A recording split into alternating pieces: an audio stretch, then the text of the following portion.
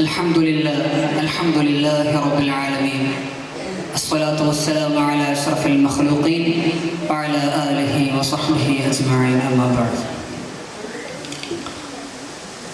ബഹുമാനപ്പെട്ട ഉസ്താദുമാരെ, വിധികർത്താക്കളെ, പ്രിയ മുതഅല്ലിം സുഹൃത്തുക്കളെ, ഞാനിന്ന് നിങ്ങൾക്ക് മുമ്പിൽ സംസാരിക്കാൻ പോകുന്ന വിഷയം ക്ഷാമവും ക്ഷേമവും എന്ന വിഷയമാണ്.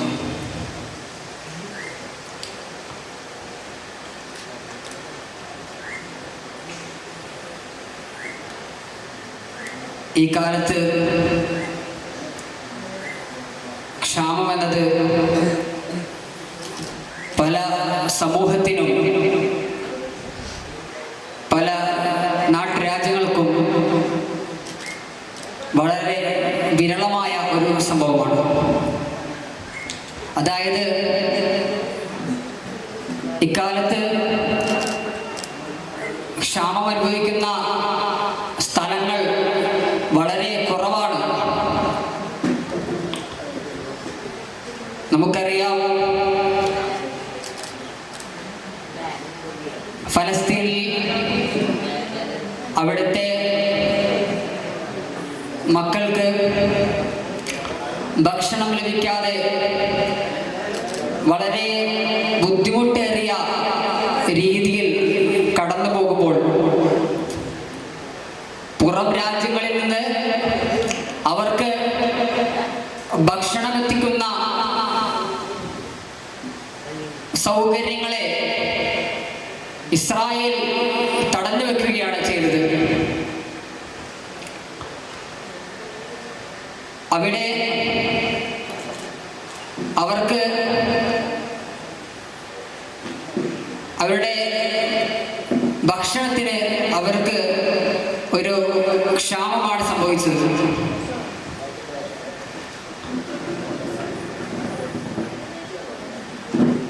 നമുക്കറിയാം, ഇന്നും യാതൊരുവിധ പുരോഗതികളിലേക്കും എത്താത്ത ഒരുപാട്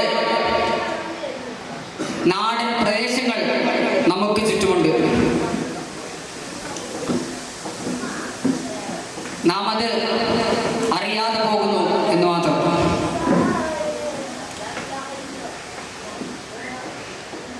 ഒരുപാട് ഗ്രാമങ്ങൾ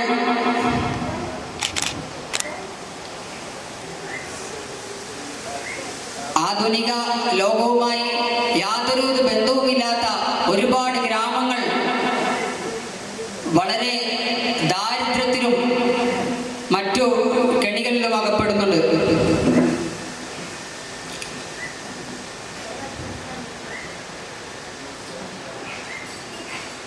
എങ്ങനെയൊക്കെയാണെങ്കിലും നമ്മൾ ശ്രദ്ധിക്കാതെ പോകുന്ന ഒരു വിഷയമാണിത്. നമുക്ക് ചുറ്റും നമ്മളുമായി സംവദിച്ച് നമ്മളുമായി കളിക്കുന്ന നമുക്ക് പരിചയമുള്ള ഒരുപാട് ആളുകൾ, നമ്മുടെ സുഹൃത്തുക്കളാവാം, നമ്മുടെ ബന്ധുക്കളാവാം, വേണ്ടപ്പെട്ടവരാകാം, അവരൊക്കെ ഈ ബുദ്ധിമുട്ട് നമ്മളിലൂടെ അല്ലെങ്കിൽ നമുക്ക് ചുറ്റുമായി അവർ അനുഭവിക്കുന്നുണ്ട്, നമ്മൾ അറിയുന്നില്ല. ഇത്തരം അവസ്ഥകളെ തൊട്ട് അവരെ നമ്മൾ ചേർത്ത് പിടിക്കണം, അവരെ നമ്മൾ സഹായിക്കണം.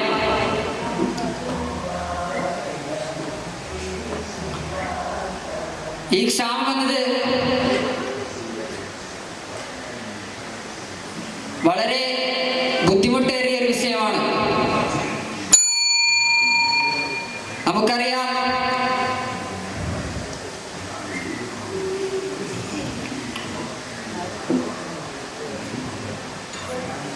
കുടിക്കാൻ വെള്ളമില്ലാത്ത അവസ്ഥ, ഭക്ഷിക്കാൻ ഭക്ഷണമില്ലാത്ത അവസ്ഥ, ഉടുക്കാൻ ഉടുപ്പില്ലാത്ത അവസ്ഥ. നമ്മൾ അതിൻ്റെ ബുദ്ധിമുട്ടുകൾ അറിയുന്നില്ല.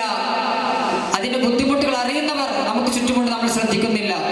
അല്ലാഹു തആല നമുക്ക് നൽകിയ നിഅമത്തുകളെ കൊണ്ട് ഇല്ലാത്തവരെ സഹായിക്കാൻ അല്ലാഹു തആല തൗഫീഖ് നൽകി അനുഗ്രഹിക്കുമാറാകട്ടെ. ആമീൻ ദുആ ചെയ്തുകൊണ്ട് എൻ്റെ വാക്കുകൾക്ക് ഞാൻ വിരാമം കുറിക്കുന്നു.